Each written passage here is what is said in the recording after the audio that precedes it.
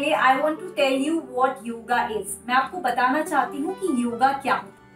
For people these days they think that yoga means being able to tilt and twist your body in crazy ways. That's a part of yoga, but that's not yoga. There's a lot more to it than just that.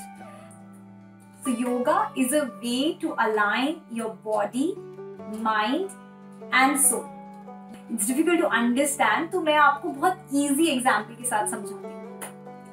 तो suppose आपका pizza खाने का मन कर रहा है, you feel like having a pizza.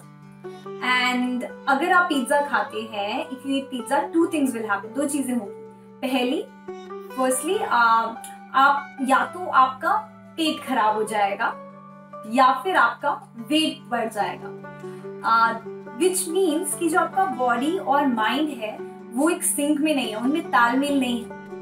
क्योंकि आपका मन कह रहा है, आपका माइंड कह रहा है आपको पिज्जा खाना है, you want to have a pizza, लेकिन आपकी बॉडी सपोर्ट नहीं कर रही है।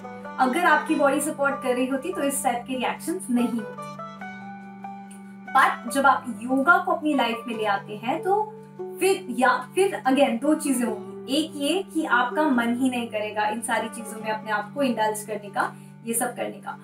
एंड दूसरी ये कि even if you are having a pizza, अगर आप पिज्जा खा भी रहे हैं, your body will be able to digest it. आपकी बॉडी उसे पचा पाएगी विदाउट एनी साइड इफेक्ट्स, कोई बुरे असर नहीं होंगे आपकी बॉडी पे या आपके माइंड पे। So this is yoga, very simple. जब योगा आपकी लाइफ में आ जाता है, when yoga becomes a part of your life, तो आप अपने थॉट्स पे कंट्रोल कर पाते हैं। तो अगर आप कुछ काम कर रहे हैं तो आपका पूरा ध्यान उस काम पर होगा। If you're doing something, your entire focus would be on that particular thing, which will result in, quick. You'll be able to do more in less time. You'll be able to give better output, more creative output. So ये सारे benefits हैं।